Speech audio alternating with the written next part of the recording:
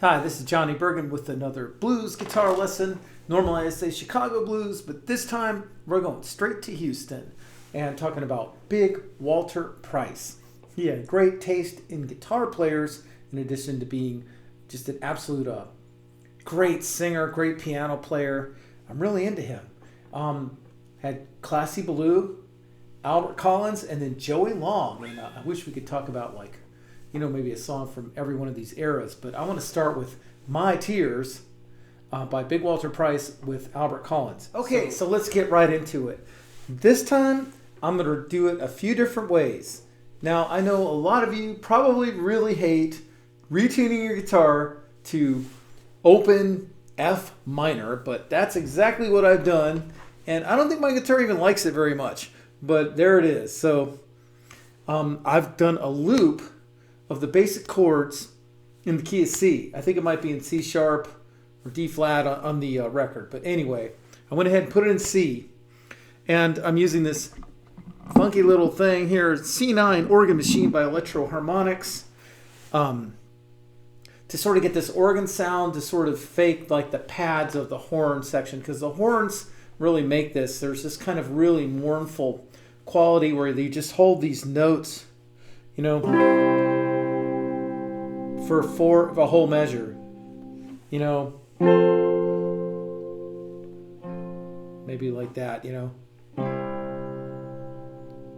There's a 6-bar intro, and I didn't try doing that either because it just that's a strange intro, but there is a 6-bar intro, and so it's 2 bars of the 1, 2 bars of the 4, and then 1 bar of the 1 and 1 bar of the 5. And that is kind of an interesting intro. I'd like to file that away and maybe use that in one of my own songs one of these days.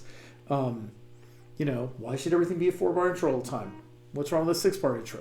But for the purposes of this lesson, I'm just sticking to 12 bars around, and I'm going to do some fills, some of the things he does. I'm not going to copy the solo exactly because I just can't commit it to memory. But I think that we can get you going in this cool tuning. And it could just as easily be E minor. And then the other thing is, something I'm really interested in.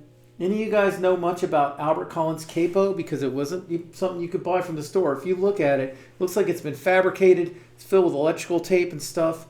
And because there's a problem when you start bending these notes with the capo on sometimes, is that when you do this, I just did it. You can actually see, I'll see if I can zoom it up. My E string is kind of stuck too high up this way now.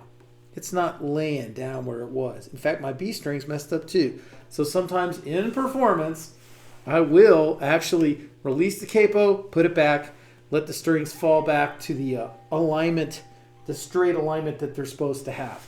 Is that ideal? No. This is why people hate capos sometimes, but really, if you're going to have the real Texas thing, you've got to use the capo. You've got to have this kind of superpower of the 5th fret B string. I'm just calling it 5th fret because I'm calling this the 0 fret here. Get a good wide vibrato on the B string, 5th fret, and the open E string.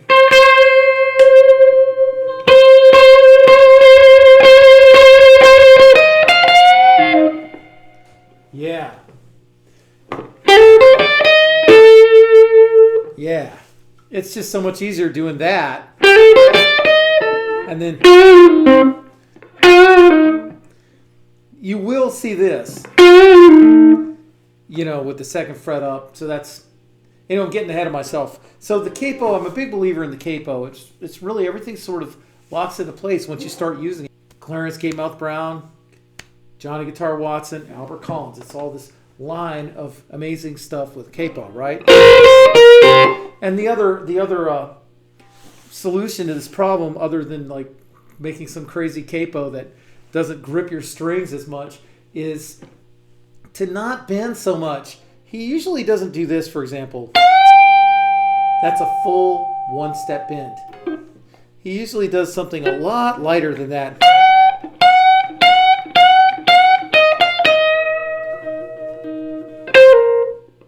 So he's not bending full steps a lot of the times. He's just bending it about a half, maybe a little more than a half.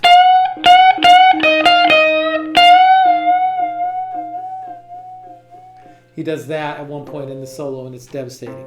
So anyway, you ready? Here we go. Then he does this.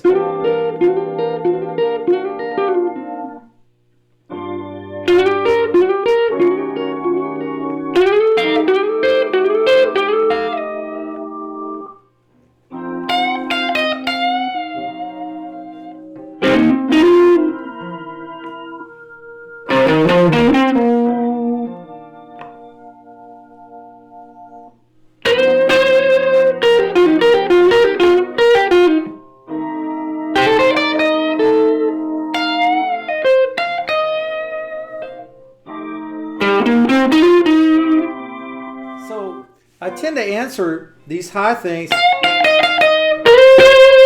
with these kind of middle things. Notice how easy that is. With these low things. Yeah. And then everything is always flowing and answering. Everything's flowing into the next thing with these answering things.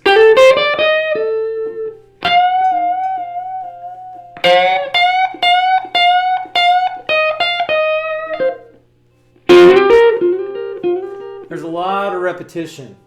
Like he'll repeat like a note 5 times. And then finally, the same note in a different way. He repeated it without picking it, right?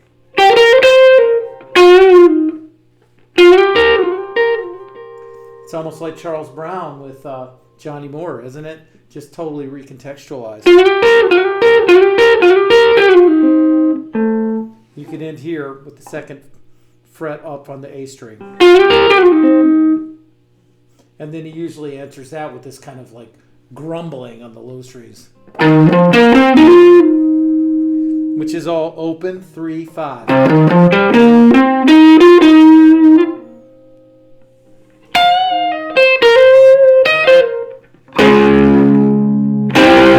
Oh!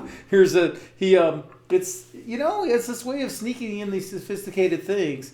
The flat 2 at the end, and then here's your finale chord. 1 finger. So, okay, that's kind of a rundown of what he played there. You want a little bit more?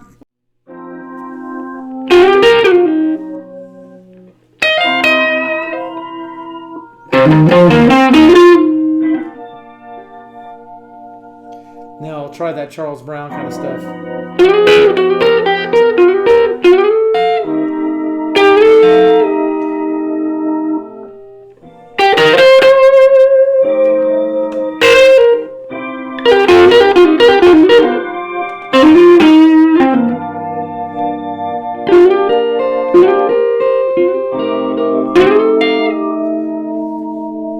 I'll tell you what that one was. This is real typical 4 and 3 up, and then you go 2 more up from that.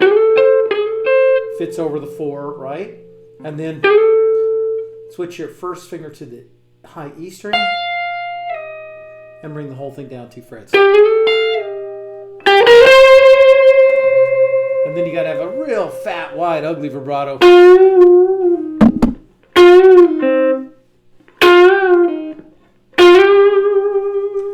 You could try bending it.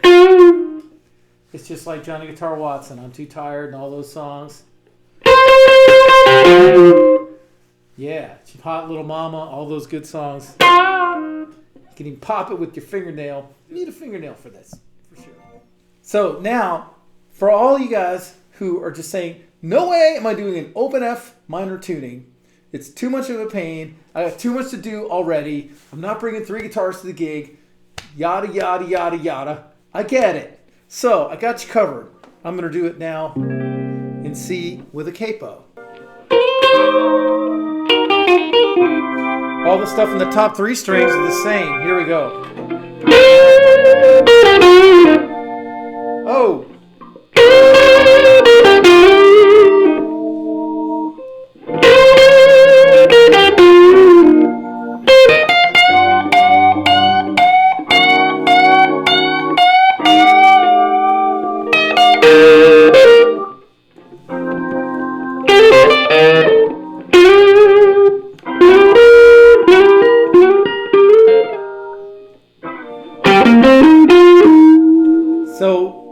some of the quality of his answers on the low strings. It doesn't quite sound the same, you know. But you can get it. But you have to move up a little higher, like 5 frets up and 7 up. You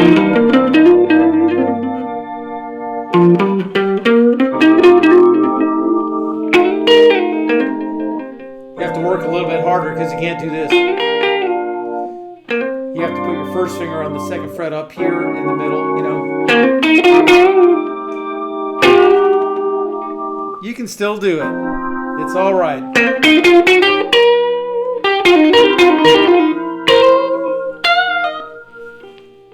Whoops.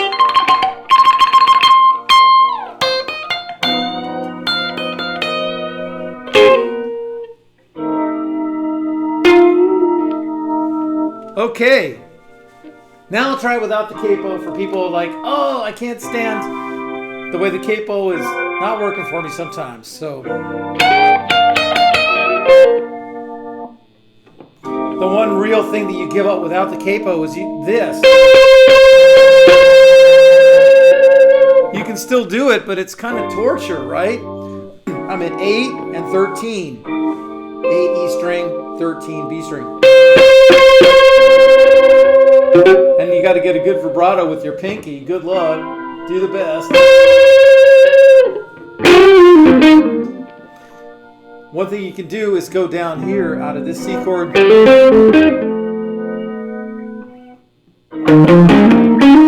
Whoops. So you can still find the notes he uses, but it's a lot. The further you go from the way he did it, the harder it gets. Some of it is the same. The top 3 strings are the same.